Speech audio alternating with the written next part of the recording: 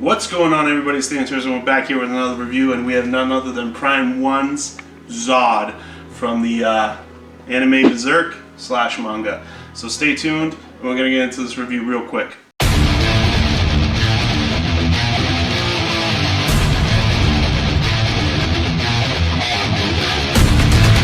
And we're here, and we got Prime 1 Zod, and we have the DX here.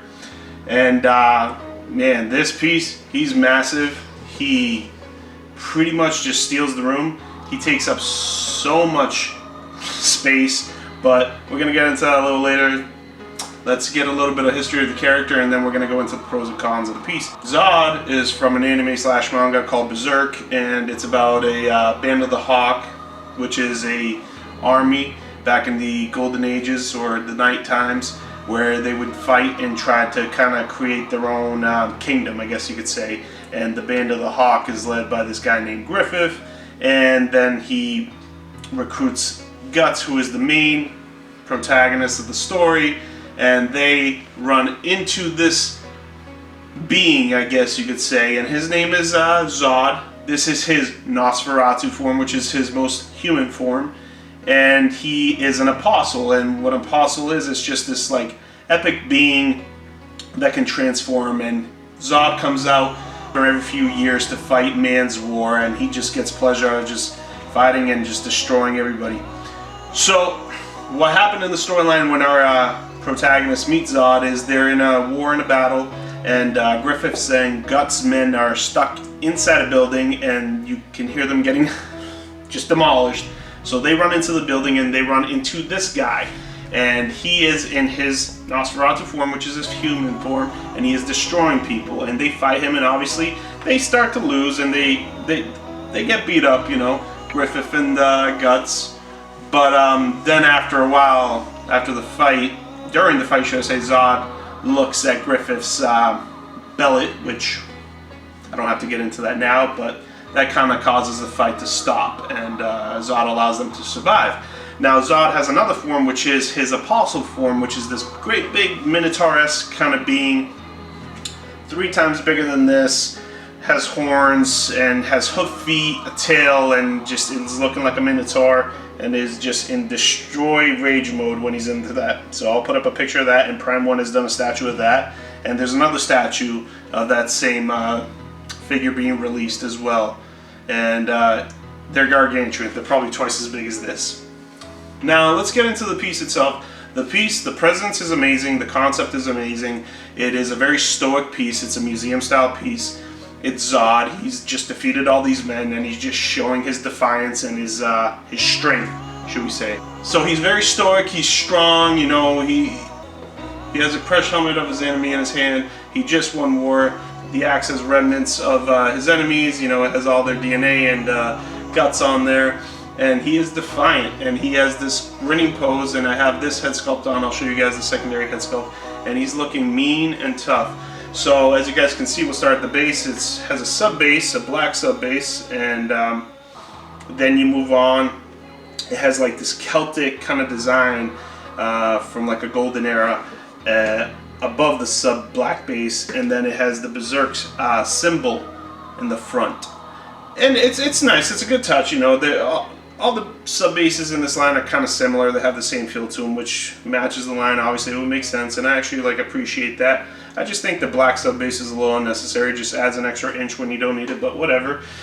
Then you come up, and you guys can see just the remnants of a battlefield, and it's just Zod has won, demolished everybody. You have a horse's severed head. You have multiple severed limbs, beings, and guts and entrails, and it's just gory, and it's just pure epic, man. The blood is insane. You have a shield with this crow here, which is actually a really nice touch because the crows are coming onto the battlefield, picking and devouring. You have a massive spear in the background, and just Zod just towering, and his left foot is crushing the arm of a man, and his right foot has remnants of blood on there. And you guys move up his boots, you have this fake fur, and it's really well done and tailored really well, and it looks the part, and it has a really great touch to it, and it goes to show that Prime 1 really cares about their pieces. And then you move up, you have this skin tone, his knees and his legs, but the skin tone is kind of like they used a translucent resin because it looks alive, it looks amazing. The details are there, the skin texture is there, there's cuts, there's remnants of blood as well. Throughout this whole piece, you're going to hear me say that a lot.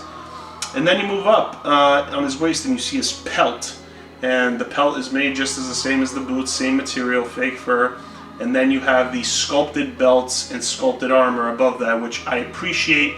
I'm not a huge fan of like pleather materials because it can rot over time if not maintained, so I appreciate that it's sculpted. It means a lot to me, and I usually try to stay away from statues that have a lot of pleather on them. It's hard to maintain them. On his hip you have his massive sword, which is actually right here, a switch out that you can have, and I believe this is the DX, and here it is. It's full of remnants, and this is more of a kind of like more of a supersized machete than a sword, should I say, and it looks mean and heavy, and we'll put that on him. And then moving up you have his armor, and it's really fine detailed. It looks like metal. The leather looks like it is leather. The texture is there. And then you just have his musculature, his chest, and he's just really dominant, and he's a scary dude, man. I would never want to go up one-on-one with this guy. Then you have his pelt on his chest, which kind of drapes into the back like a cape, but on the front it has like these bear paws or animal paws from obviously the animal that he slayed, so that's a really good touch. The nails on the paws are probably really fragile, so you got to be careful with those. Yeah, this piece is incredible. And then we get to the coup de grace, which is the head sculpt, and this is the sculpt that I would display with. It's grinning, he's mean, he's just gotten off battle, the hair is spiky, and it's absolutely well painted. The texture is there. So he's got his angry expression, and the skin tone, once again, just full of detail, is very lifelike, and his hair is really well done. It's all spiky and everything, and you think these would break during shipping, but they haven't. They're actually really well maintained and kept.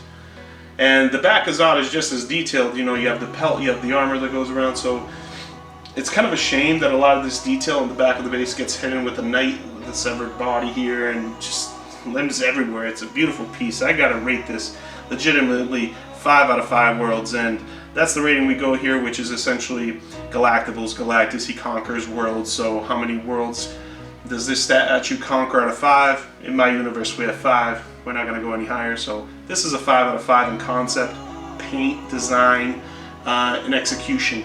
Definitely an amazing piece. And let's get some quick measurements before I go. So from base to the top of his head, Zod is roughly 33.5 inches tall, and his widest point, Zod, is 24 inches. I mean, in depth, let's just go by the top of the horse to the back of the... Yeah, he's around 23 inches deep. That's actually kind of insane. So you need a lot of revenue room. That's probably the only con to this piece, but still, the piece is so massive. It's a quarter scale piece, but you know, for this gargantuan size, the base is still pretty compact to where the piece stands. So it's not like they're going a little bit extra for no reason. Maybe a little bit with the knight here, but it's not as much as you think they could have gone. I actually think they tried to keep it to the dimensions of Zod and not to go overboard, which was actually kind of nice.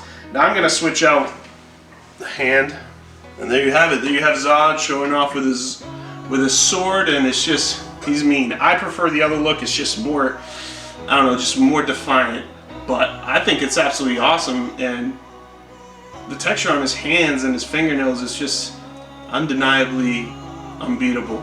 This is definitely probably Prime 1's best piece in my opinion, other than certain Transformer pieces. But this, I don't know. Let's go get the other head sculpt.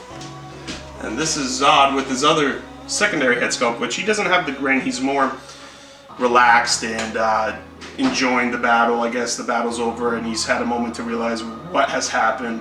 And he just seems at peace, which I actually prefer this one a little bit better. It's just got more of emotion to it, which is why I really appreciate it, but still an outstanding sculpt. I mean, this piece retailed around $1,100, I believe, and now you guys can't find it for anywhere near that. It's skyrocketed, and this is definitely going to hold its value, if not go up, and it's definitely going to be a grail piece for most collections that are into this stuff.